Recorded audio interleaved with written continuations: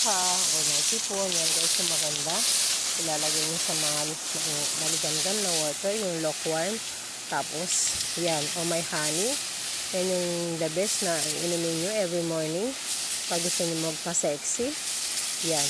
Yung katas yan guys, the best. Kahit hindi nga, nakatas, gayatin nyo lang ng mga small pieces.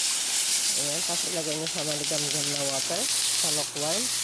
So, ayan yung aming dragon fruit guys. So, ayan. Ayan pa sa labas, marami ng bunga.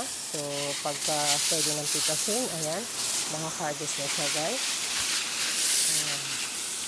So, pag ganyan-ganyan lang naman yung pagbibili guys, so maalwan naman. So, hindi naman mahihirapan kasi maalwan yung his namin. Malakas yung pressure ng aming water pump. Kaya lang medyo malaki yung nagiging bill namin guys. So, ayan. So, hindi naman pwedeng pabayaan yung mga halaman. So, kailangan talagang alagaan, diligan. Morning and afternoon guys. So, after nito, magdidilig. Magluluto na ako. So, mayroon pa kaming monggong ginisa. So, may konti pang pritong isda. So, mag-aadobo ako ng pusit guys. Yan. For our dinner. Okay, thank you guys for continuing and watching my videos, for always supporting me.